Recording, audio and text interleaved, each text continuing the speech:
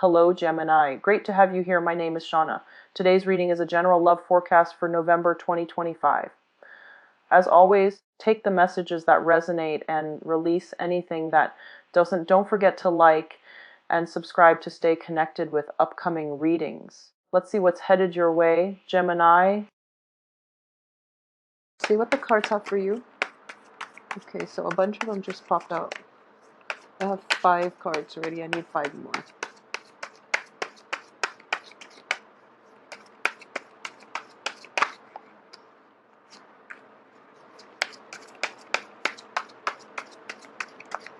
Okay, so let's see. 5 of Swords, reverse, 5 of Pentacles, upright, Knight of Swords, reverse, the 7 of Pentacles, the Knight of Wands, upright, the Devil, the King of Pentacles, the Ace of Wands. Okay, so while waiting for 2 more cards, I am just going to give you a brief overview of what I see first before the 2 other cards come out. So we have 2 fives, 5 of Swords and the 5 of Pentacles. So there is conflict. You know, 5s are indicative of a standoff, a conflict between you and another person. It can signify disagreements. The 5 of Swords in the reverse position next to a Pentacles card, especially another 5 of Pentacles, indicates that there are going to be a little bit of a financial dip for this month. Okay, so whatever it is that you were hoping for in terms of, you know, a swift victory, a contract, a payout, when it comes to like even a court settlement, for example, when it comes to like finalizing your divorce and looking for alimony, or even like selling a property, a house, and things like that. Okay, I do feel that swift victory, that really swift payout when it comes to your finances and getting your finances in order as well, coming in early for this month. That doesn't mean it's going to, you know, reverberate throughout the month. I do feel that this financial situation, first of all, finances needs to be reined in, okay? And also, you know, as a Gemini, as an air sign, you are very resourceful.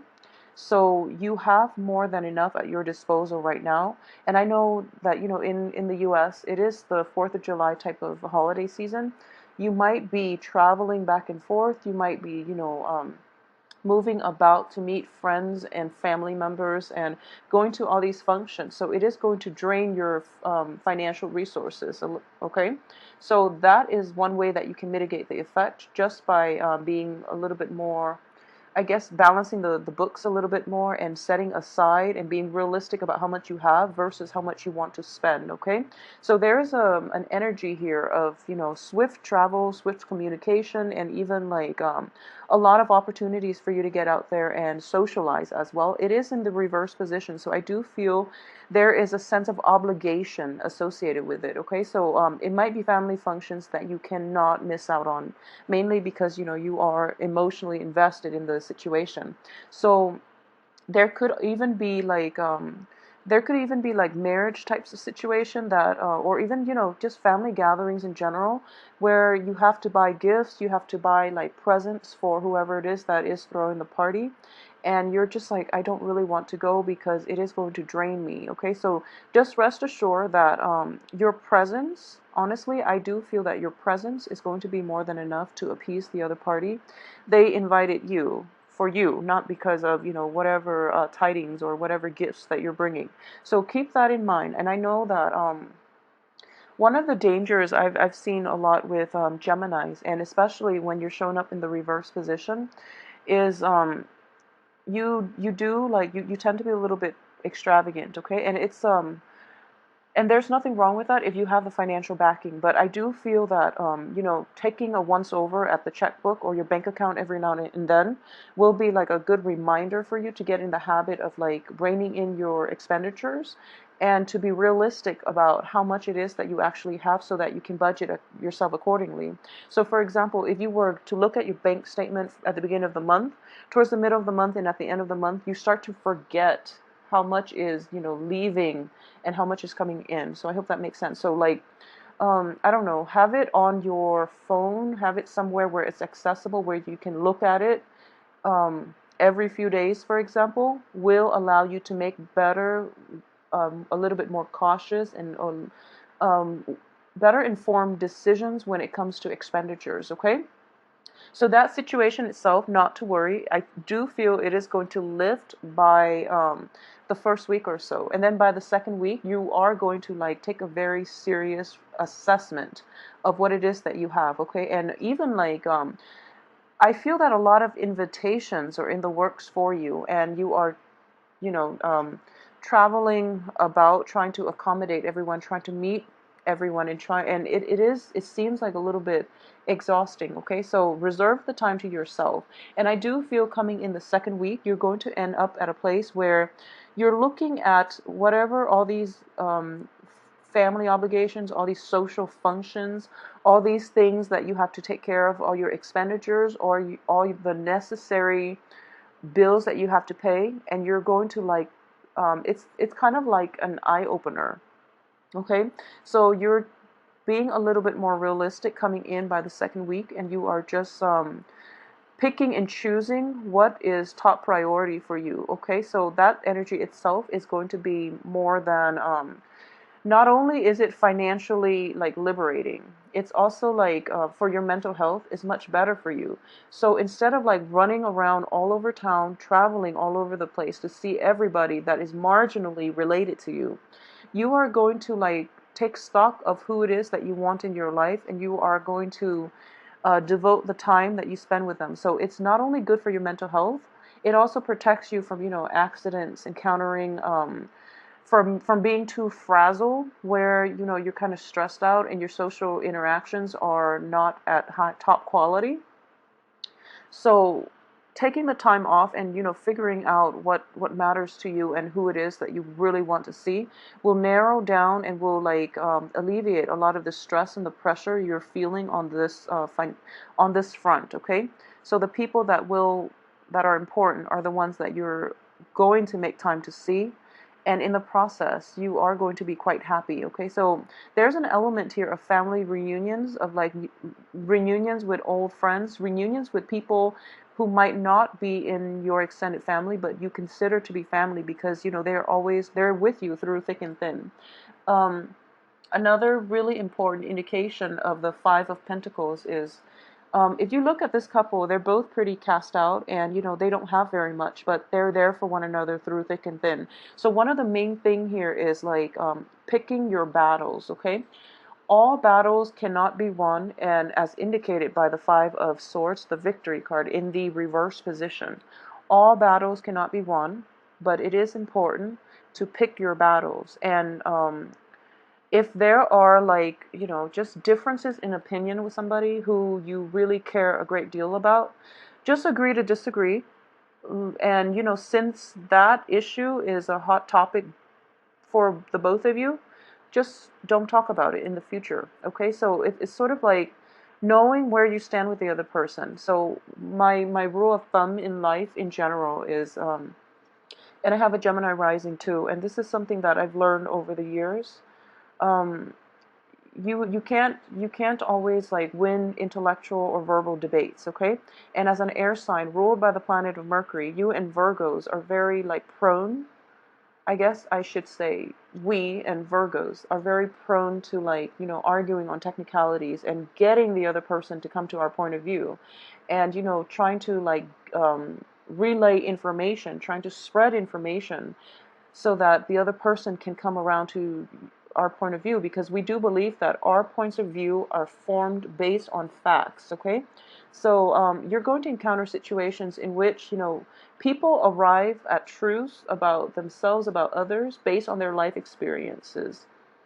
So you will encounter people who have a different upbringing, who are, they just think differently. So even though the facts are presented, people see things from different points of view. That's just the way human nature works. If everybody was the same, we'd all be like robots, and life wouldn't be interesting in our social interactions, because it would be incredibly boring, and I don't feel that you would want that. So while you have this need to constantly want other people to like come to your side of to agree with you, and to like to win over opponents, for example, to spread the truth, and hopefully you feel that the truth should be more than enough to convert other people. I do feel that, I guess like perspectives are shaped by our upbringing, are shaped by our beliefs, and are shaped by our life experiences. Okay, so if you have somebody in your midst who is like, usually it is a family member, because this is, I almost sense like it's somebody that you are over and over and over again, like you have run-ins with, and you are like very emotionally invested in. You care a great deal about this person, and the other person cares a great deal about you. But a lot of you might have gotten into situations where you and the other person just, you don't see eye to eye, and there were harsh words exchanged between the two of you. So, for example, if you are a female Gemini, I do feel that you might have like left the other person behind, and you're just like, I'm done with you. You don't agree with me. We have nothing in common.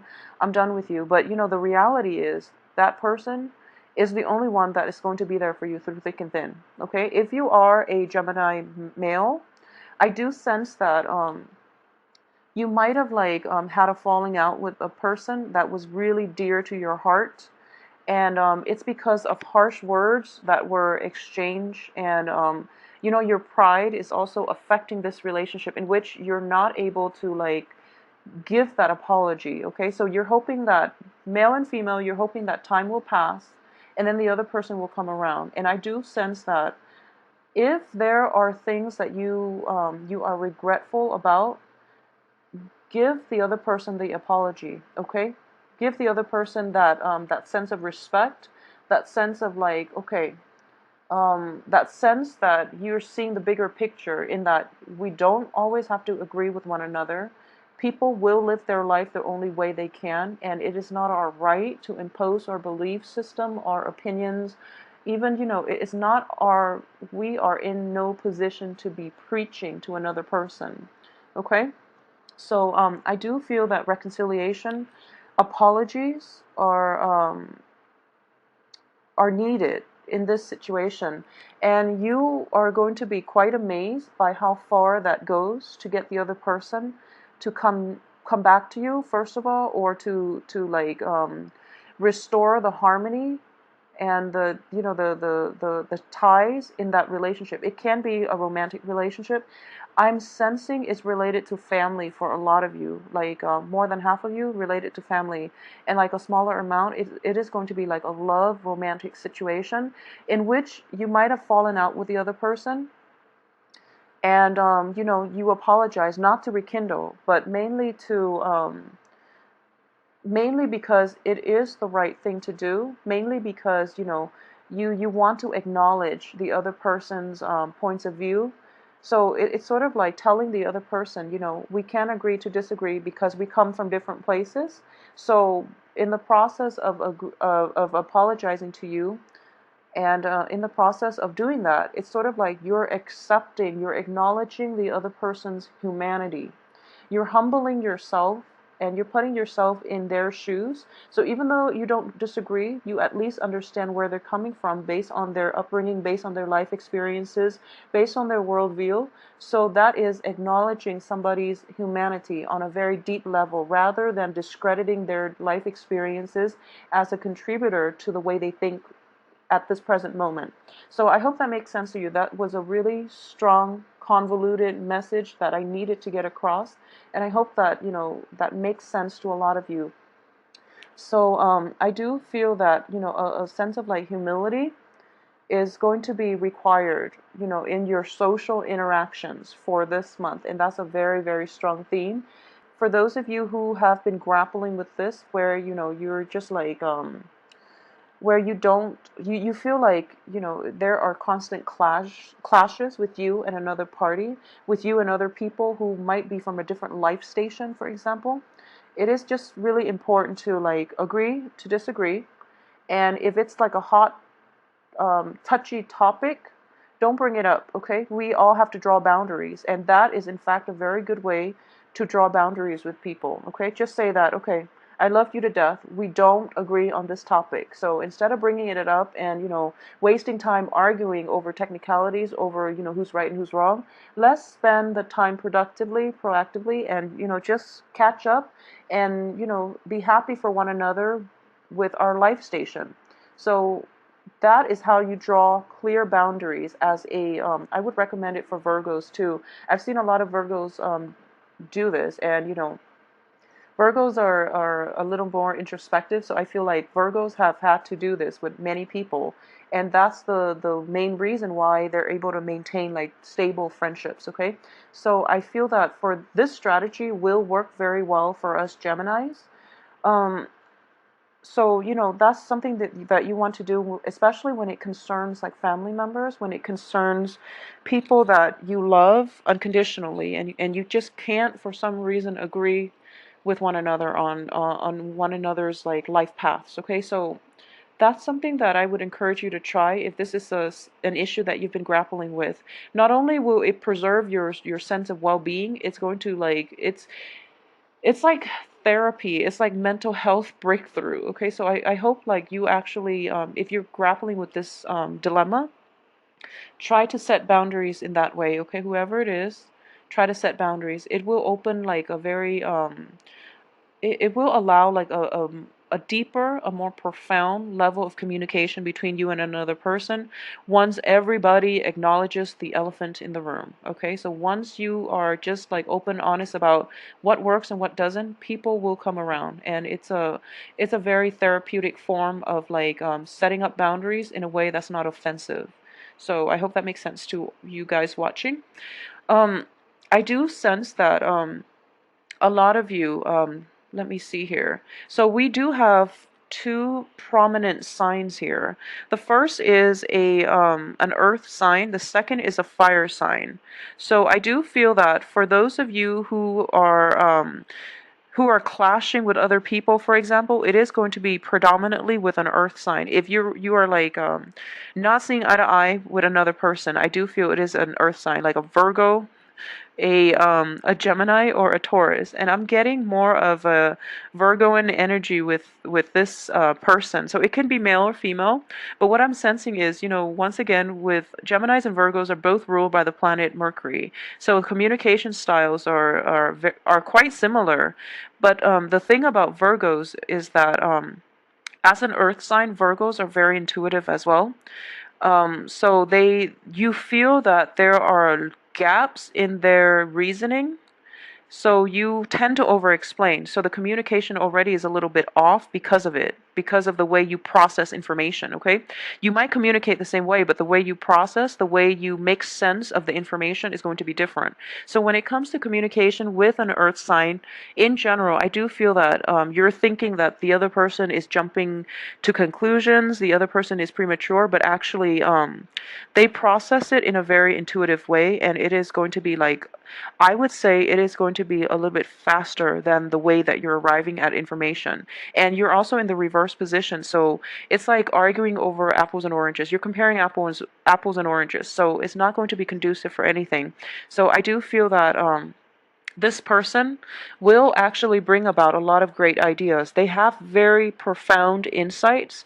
They also, for those of you who are thinking about approaching possibly like an investor, I do sense that this investor is going to be on your side, but you have to refine the way you communicate and refine the way you process the information first in order to like touch on all the bases, because it seems like the earth sign is very, very thorough. Okay, so they're very thorough, and they're very systematic. So they need somebody that doesn't jump the gun, and that does thing in an orderly way. Okay, so a little bit of like organizational skills, upgrading your organizational skills, or being a little bit more organized and less frazzled this month is going to be in order for you to somehow impress this earth sign.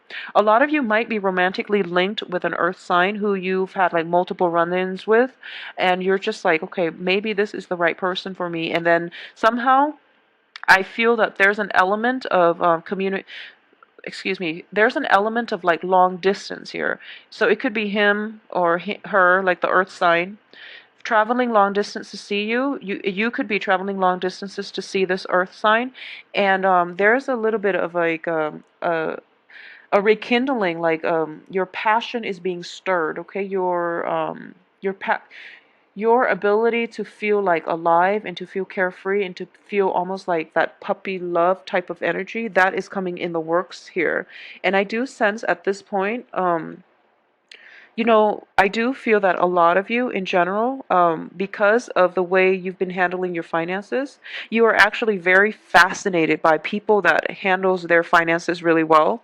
And you're going to start to see that this earth sign has a lot of good qualities in a potential mate, in a friend, or even in an investor that you admire. And as a result of it, you are very, very fascinated and like taken, just like what is that word where you're just like intrigued? Yeah, you're intrigued by this earth sign because of the way they handle everyday life things, their practicality, their sense of like financial responsibility. You are just, fascinated. Okay, so I'm sensing a lot of passion associated with this card as well. So a lot of you might be like feeling very infatuated by an earth sign. Okay, and one of the reason why I mentioned that up front is because it's front and center. This is your card. I usually start out by looking at the card to see if the sign shows up. And underneath it is this earth sign. So a lot of you are going to be like, your argumentative self, I would say, is going to be like put on the back burner in this person's presence just because they're so mellow and they're so laid back and they're so accepting of other people. So in general, Capricorns, Virgos, and Taurus, um, Capricorn and Taurus are very, very accepting. Virgos love people, humanity as a whole. But like Virgos are not as accepting as like Capricorn and Taurus. Capricorn, Taurus are quite easygoing, are very like mellow, live and let live. So in this person's presence, they have like such a calming influence on you. So, like I mentioned earlier, at the beginning of the month, everything seems very busy for you. So you're feeling very, very frazzled, okay? So you're just like stressed out. There are so many things that you have to see, so many people that you have to see, so many things that you have to do, so many trips that you have to take to try to accommodate everyone and to try to meet up with everyone. So don't do that, okay? Because in the process of doing that, you might miss out on opportunities to catch up with this one person that you hold very close to your heart, okay? And then on the other end, I do feel that a lot of you might be dealing as well with a fire sign. So a fire sign, I feel like you and this person have a lot of fun together, okay? It can be in any type of an interpersonal relationship. You and the fire sign get along very, very well with one another, but there are differences in the way in lifestyle. There are differences. And I do feel that you were hoping to, fire signs are fiercely independent, okay? And stubborn as well. Okay, so one of the thing that I'm sensing here in a fire sign is an Aries, Leo, Sagittarius. They're also very live and let live, but in a different way. They're fiercely independent, so other people's actions do not really have bearing on their lives. And this person is a younger energy, so it could be somebody that is a little bit younger than yourself.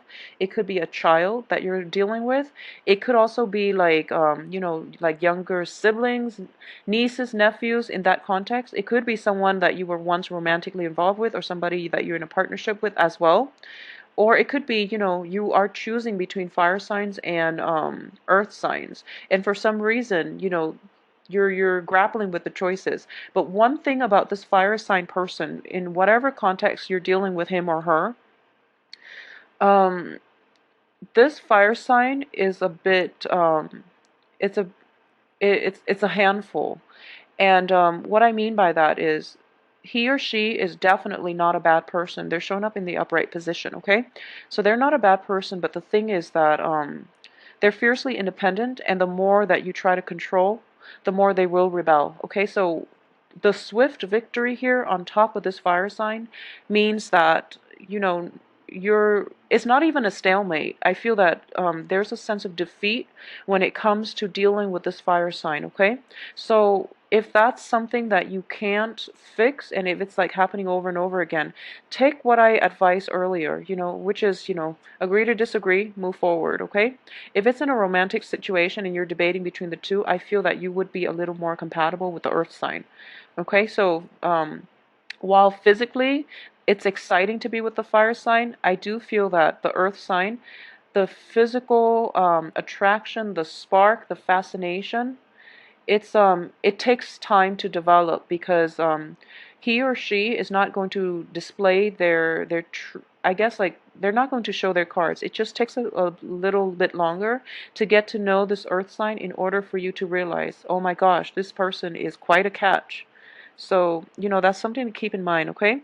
And we do have these two cards that signify the same theme, which is you have there I would say, like, majority of you have a relationship where you don't see eye to eye, a very deeply rooted relationship where you can't extract yourself from one another. So it is important to distinguish between, a relationship that feeds the ego versus the relationship that feeds the soul. Okay, so what I mean by feeding the soul is that when you're in a jam and, who do you call up? Okay, the ones you call up are the one that will be there for you through thick and thin.